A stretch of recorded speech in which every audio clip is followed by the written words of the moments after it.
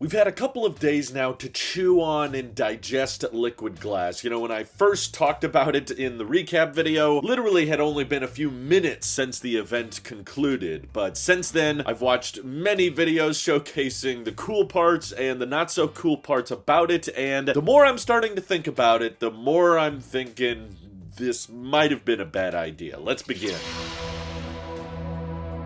I want to preface the beginning of this video by just saying liquid glass is impressive. I get all of the Windows Vista memes, but it is very intricate and complicated how they're able to get light to refract as accurate as possible, and I think it's really cool that Apple was willing to make these like literal glass pieces to overlay on top of displays and to try to make the software feel like a real piece of tangible hardware, and they used that to help inspire the software team. That's fascinating, and it's very technically impressive, but I think the overarching problem that I keep finding myself running into is liquid glass is a solution looking for a problem. I've talked about this many times over the years with my channel, that anyone who's been asking for years now for some kind of iOS 7 worthy redesign. They want everything to just look different, not because there's something wrong with the way their apps or their menus currently look, they just want change. They're bored with their phone and they're looking for their home screen and their app icons and their animations to be a source of entertainment. But the problem with leaning into that demographic, the problem with trying to move towards the people that are like, hey, why don't you change it up? It's been the same for too long, is that every time you change it, you run the risk of disappointing those same people and simultaneously disappointing the people who didn't want it to change. They want it to feel familiar because a lot of people are not buying iPhones because they want some new exciting piece of tech in their life. A lot of people buy iPhones for the same reason you buy a washing machine or a refrigerator. It's like, I need one of these for navigation, for my wallet, or for my boarding passes, or for work, you know, just keeping in touch with friends, coworkers, loved ones, checking up on email. We've kind of moved into a reality now where smartphones are pretty much not optional anymore. And I know that's a fact because there's so many people in my life that hate smartphones that still own them. They still have to use them, and as much as they may complain about them, they won't go back to not having one because there's just way too many examples in their life where they're necessary. And when you start tweaking and messing around with all of their stuff, then it's kind of like opening the fridge one day and seeing all of the shelves rearranged and all of the designs of the packaging of your food be tweaked, so now you don't know where anything is, and it just feels like, okay, there was nothing wrong with my refrigerator, there was nothing wrong with my washing machine, and yet now you rearranged and changed everything. Why would you do this? What's changed?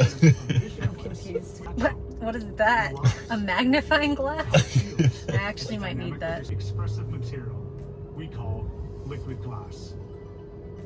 With the optical qualities of glass, is that an oxymoron? with specular highlights. What? This material brings and this is a digital thing? Yeah. So they're like, let's blur the button. What, is that basically what they're doing? Yeah. Dynamic nature across other experiences. Instead of taking over your whole display, alerts appear from where you tap.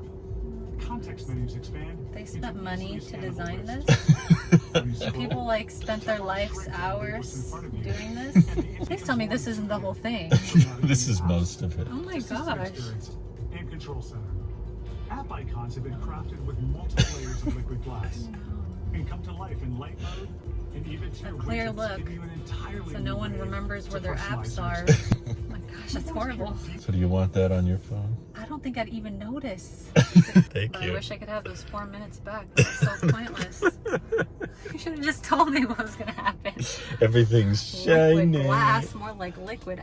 See, it's interesting because I have multiple Twitter accounts for my different Tailosive channels, obviously, and when I'm on the tech one, I definitely see a lot more positivity towards liquid glass. There's all these people that are like, wow, it's so different, it's so unique, it's so fresh and modern and clean, but as soon as I start using a different account where I start getting recommended posts from people outside of the tech community, it's way more negative. There's all these complaints and concerns surrounding readability on the screen and how the text kind of gets blurred in with the background. There's people complaining about there's not enough background blur when they activate Control Center, and there's people that said, yeah, when you unveil liquid glass in an event, you're only showing a couple of menu items at a time and it looks kind of clean and minimal, but once you throw throw all of these reflective and refractive and jelly-like menu items all on your big iPhone screen at once, and now they're all moving, and when you're toggling switches back and forth, you have these giant bubbles coming out of the screen. Now I'm seeing a lot more people complain that this is overstimulating. It's just too much. It starts to get hard to look at. And sure, maybe you could argue people just aren't used to it yet. They'll get more comfortable with it down the road. But here's my problem with that mindset, and here's the reason. I understand that liquid glass is very likely meant to be a distraction, like I said before the event. This is just meant to get people talking about something outside of AI, because that's just kind of the big disappointment with Apple right now, is that all of this fine-tuning, all of this feedback that Apple's gonna now have to get and respond to, seeing people complain about readability, seeing people complain about not enough contrast on the display or not enough blur in the background, all of that is taking up precious and expensive software engineer resources and time. It's gonna be a lot of money, essentially, for them to get all of this feedback from the developer and public beta users, tweak it to try to please them, and then maybe they go too far. You're probably gonna have designers saying, no, we don't want too much frosted glass in the UI because then it doesn't look as noticeable, and all of the millions of dollars we spent on refracting light around the edges of menu items, that's gonna be wasted because it's not gonna be appreciated as much. And then you're gonna have more debates, more meetings going on internally at Apple where they decide how much contrast, how much blur, how much drop shadow should we incorporate to make readability easier on the lock screen and make visibility better for toggles and controls. And it's like all of that time and money is going to be expensive. It's going to delay actual functional features. It's like that is time that could have been spent on other bug fixes and patches and just making iOS more reliable, because I've been seeing a lot of people like me complain about how iOS 18, even the public release, was not that stable of a build. And personally, I don't think it was worth Apple's time to spend all of this design resources, all of these software decisions on just, well, we want it to look different. We want it to feel like it's the new, more modern take compared to before. And I just don't think it was a common complaint. I think the tech community probably made it sound like a bigger complaint than it really was. It's essentially a very, very vocal minority of people that were looking for a giant, drastic redesign of iOS and iPadOS and in every Apple operating system. They wanted it to all feel different and clean, but now the reality is they've just found another way to divide people. And there will very likely be a lot of time now designated to accessibility options where you can reduce the reflectiveness and transparency and basically turn off liquid glass to make it feel a lot more familiar and make it feel like it kind of was before. So this was a very expensive and time-consuming distraction for Apple to essentially just get people off of the Siri train and stop asking about why aren't you guys as big of a leader in artificial intelligence. In the end, just to get us all talking about something else,